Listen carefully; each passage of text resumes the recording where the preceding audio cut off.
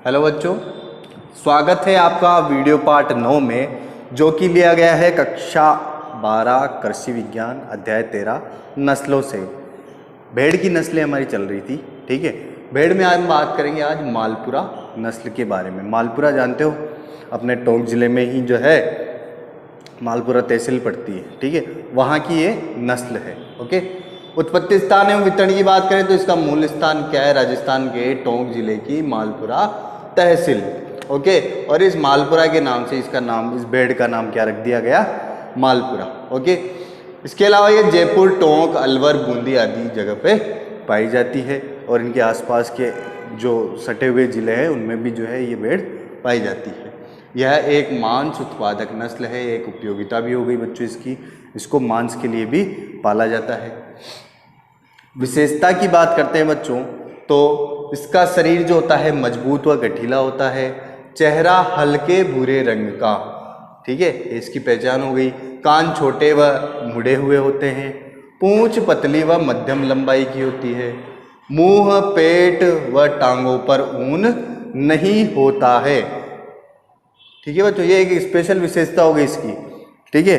Question बन सकता है कि ऐसी भेड़ की नस्ल जिसके मुंह, पैर और टांगों पर ऊन नहीं होता है, तो वो मालपुरा नस्ल, ओके। इस नस्ल के नर मेढ़ों का भार क्या होता है? 33 से 40 किलोग्राम। ये औसतन है बच्चों, औसतन का मतलब होता है एवरेज, यहाँ से यहाँ तक। अब इसके बीच में हो सकता है कोई जो है 34 से 40 कर दे, 34 से 38 कर दे, तो वो भी सही होगा, ठीक है। नर की औसत लंबाई जो है वो है 68.74 सेंटीमीटर। नर मेढ़ का औसत ऊंचाई जो है, हाइट उसकी कितनी आएगी? 67.72 सेंटीमीटर तक आती है औसतन, ठीक है। एवरेज बात कर रहे हैं, इसमें ऊपर नीचे हो सकता है। मादा का भार जो होता है वो 24 से 30 किलोग्राम होता है लगभग। मादा की औसत लंबाई जो है वो 61 से 65 सेंटीमीटर के बीच में होती है तथा मादा की औसत ऊंचाई जो है वो 60 से 64 सेंटीमीटर तक होती है, ओके।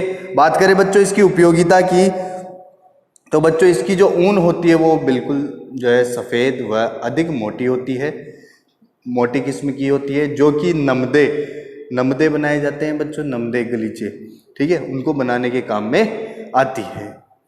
यह प्रतिवर्ष बच्चों 1.1 से 1.6 किलोग्राम तक ऊन पैदा करती है, ओके।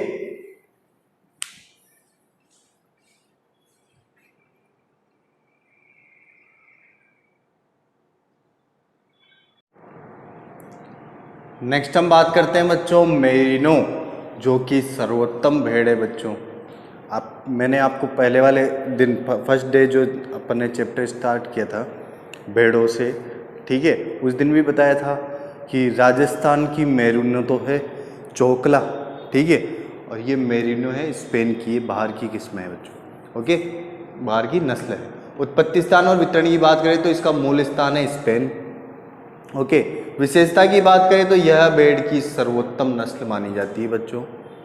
इसका रंग सफ़ेद होता है, सिर मध्यम आकार का जो ऊन से ढका रहता है। नर में घुमावदार सींग, यहाँ पे सींग आ गए बच्चों, ठीक है, ध्यान रखना। नर में घुमावदार सींग जबकि मादा सींग रहित होती है। इस नस्ल में गर्दन व कंधों की त्वचा में झुर्रियाँ, ये क्वेश्चन बन जाते हैं बच्चों, ठीक है।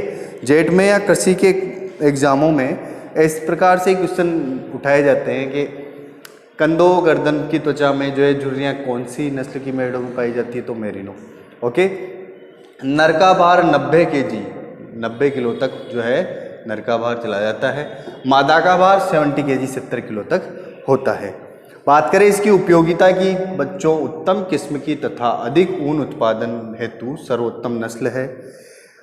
इसीलिए इसको बच्चों भारत सहित कई देशों में संकरण हेतु इससे क्रॉस कराने के लिए जो है बाहर इसको ले जाया जाता है, ताकि संकर किस्म से अपने यहाँ की जो भेड़ें हैं उनका भी ऊन उत्पादन ज़्यादा हो सके, या विदेशों में, ओके। इससे प्रतिवर्ष लगभग 5 से 9 किलोग्राम ऊन प्राप्त होती है, ओके।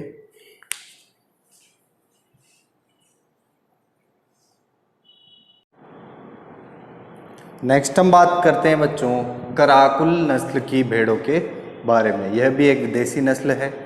उत्पत्ति स्थान और वितरण की बात करें तो इसका मूल स्थान क्या है? मध्य एशिया है। इसके अलावा ये ईरान, इराक, अफगानिस्तान, दक्षिण अफ्रीका तथा पश्चिमी यूरोप के आसपास के क्षेत्र में पाई जाती है। विशेषता की बात करें, ये मध्यम आकार की नस्ल है। इस नस्ल में नर में सींग होते हैं तथा मादा जो है सींग रहित होती है। नर का भाग जो है लगभग 90 किलोग्राम तक होता है बच्चों, तथा मादा का भार है 60 किलोग्राम तक। ओके। उपयोगिता की बात करें तो बच्चों ये मांस उपयोगी नस्ल है। इनको मांस के लिए भी पाला जाता है। इसके अलावा इन्हें खास तौर पर पेल्ट के लिए पाला जाता है। पेल्ट क्या होता है बच्चों? खाल या चमड़ा। ठीक है, पेल्ट किसको बोलते हैं? खाल को या चमड़े को पेल्ट बोला जाता है। कैसे करते हैं ये लोग? इनके मेमनों को कम उम्र में ही मार दिया जाता है बच्चों। इनसे क्या प्राप्त होती है? घुंघरालू ऊन वाली खाल, इसको पेल्ट बोलते हैं। ठीक है, इस घुंघरालू ऊन वाली खाल से सर्दियों के वस्त्र बनते हैं, कपड़े बनते हैं तथा टोपियां वगैरह बनाई जाती है। ओके।